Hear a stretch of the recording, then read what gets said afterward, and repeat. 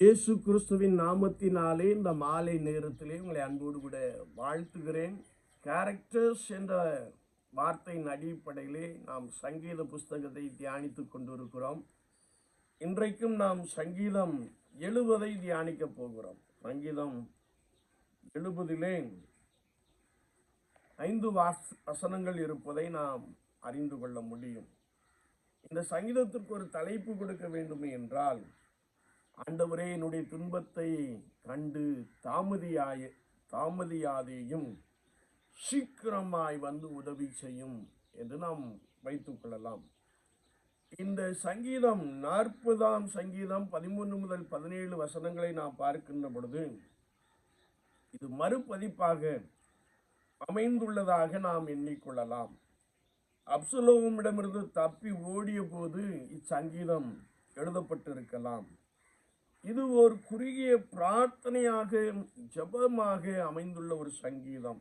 மிகுந்த நெருக்கடியின் மத்தியில் ஆண்டவரை நோக்கி உதவிக்காக அழைக்கிற ஒரு சங்கீதம் என்பதை நாம் 70ஆம் சங்கீதத்திலே தெளிவாய் அறிந்து கொள்கிறோம்.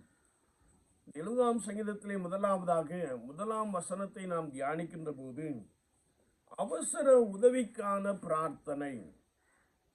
ஆண்டவரே, என் எதிராளிகளிடமிருந்து என்னை விடுவியும், எனக்கு உதவி செய்ய சீக்கிரமாய் வாரும்.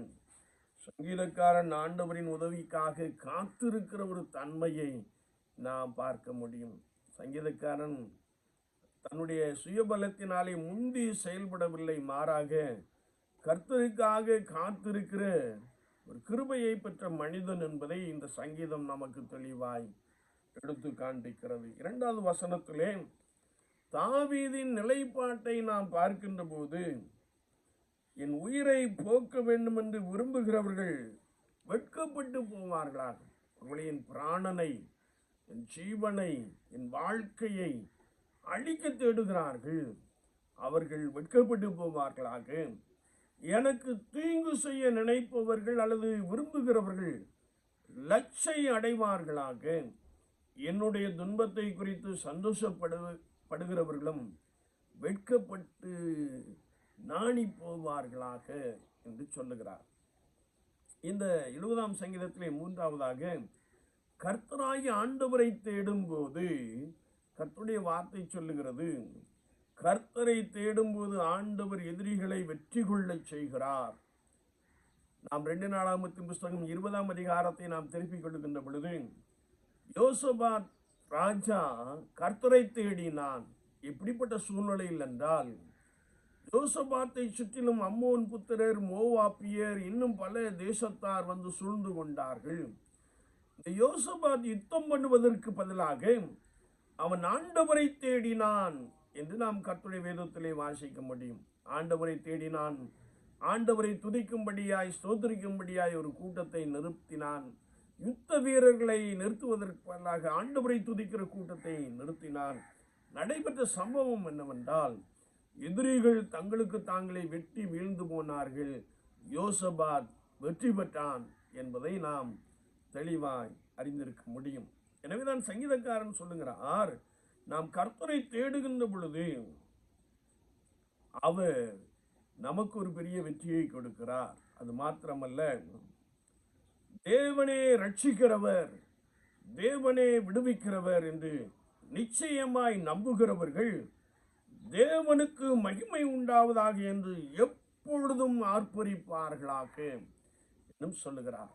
சங்கீதம் 70ஆம் சங்கீதத்திலே 4வது வசனத்தை 5வது வசனத்தை நாம் தியானிக்கின்ற போது, தாவீது தன்னை தாழ்த்துகிறார்.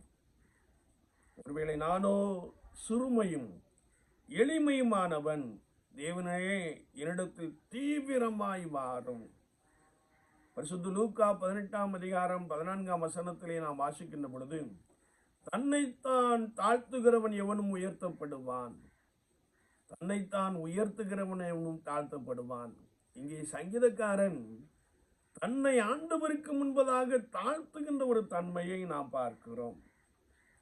ஒருவரே எனக்கு துணை, ஒருவரே என்னை விடுவிக்கிறவர், எனவே தாமதிக்காமல் சீக்கிரமாய் வந்து எனக்கு உதவி செய்யும் என்று சொல்லி ஆண்டவரை நோக்கி தீவிரமாய் அழைக்கிற ஒரு அழைப்பை நாம் பார்க்கிறோம். என்னை கேட்டுக்கொண்டு இருக்கிற என் அன்பு சகோதரனே, சகோதரியே, சங்கீதம் 70 நமக்கு கற்றுக் கொடுக்கிற காரியம் என்னவென்றால், நாம் மிகுந்த நெருக்கடியில் இருக்கின்ற பொழுது உடனே உடனே நான் ஆண்டவரை நோக்கி கூப்பிட வேண்டும் என்று வசனம் சொல்லிக் கொடுக்கிறது. அது மாத்திரமல்ல, நம்முடைய நிலைமையை குறித்து பரிசுத்த ஆண்டவருக்கு நன்றாய் தெரியும் என்றாலும், நான் என்னை குறித்து, என்னுடைய உபத்திரவங்களை குறித்து நான் அவரிடத்தில் சொல்ல வேண்டும் என்பதாக இந்த சங்கீதம் நமக்கு கற்றுக் கொடுக்கிறது. எல்லாவற்றுக்கும் மேலாக நாம் கர்த்தராகி ஆண்டவரை தேடுகின்ற பொழுது அவர் நமக்கு ஒரு பெரிய வெற்றியை கொடுக்கிறார், பெரிய சமாதானத்தை கொடுக்கிறார், பெரிய மகிழ்ச்சியை கொடுக்கிறார். கர்த்தரை தேவனுடைய இருதயம் வாழும் மகிழும் என்ற வாசனத்துக்கு இணங்க அவர் மிக சிறப்பான சமாதானத்தை மகிழ்ச்சியும் கொடுக்கிறவராக இருக்கிறார். மாத்திரமல்ல, நாம் இந்த சங்கீதத்திலே இன்னும் கற்றுக்கொள்கின்ற பொழுது, நான் கர்த்தருக்கு முன்பதாக நம்மை தாழ்த்த வேண்டும் என்று சங்கீதக்காரன் சொல்லுகிறார். விதத்திலே நாம் வாசிக்கின்ற பொழுது, நான் சிறுமையும் எளிமையும் ஆனவன், என்னால் முடியும் என்று நான் சொல்லவில்லை, என்னால் முடியாது உம்மால் ஆகும் என்று சொல்லி தன்னை தாழ்த்துகிற ஒரு கிருபையை குறித்து இந்த வசனம் நமக்கு தெளிவாய் கற்றுக் கொடுக்கிறது. அது மாத்திரமல்ல, நம்முடைய வாழ்க்கையிலே அதிசயங்களையும் அற்புதங்களையும் ரட்சிப்பையும் விடுதலையும் கொடுக்கிறவர் கர்த்தராகிய இயேசு கிறிஸ்து ஒருவரே என்பதை நாம் மறந்து போக வேண்டாம் என்பதை குறித்து இந்த பகுதி இன்னும் ஆழமாய் நமக்கு கற்றுக் கொடுக்கிறது. என்னை கேட்டுக்கொண்டு இருக்கிற என் அன்பு சகோதரனே, சகோதரியே, நெருக்கத்திலே நீங்கள் ஆண்டவரை தீவிரமாய் கூப்பிடுங்கள், கர்த்தருக்காக காத்திருங்கள். அவர் உங்கள் நடுவிலே பெரியவராக இருப்பார். அவர் உங்களுக்கான நெருக்கங்கள், அவமானங்கள், தோல்விகள் எல்லாவற்றையும் எடுத்து போட்டு ஒரு பெரிய வெற்றியையும் சமாதானத்தையும் உங்களுடைய வாழ்க்கையிலே கொடுக்க போதுமானவராக இருக்கிறார். ஆண்டவர் தாமே இந்த வார்த்தைகளை கொண்டு உங்களை பலமாய் நடத்துவாராக. ஆமீன், ஆமீன்.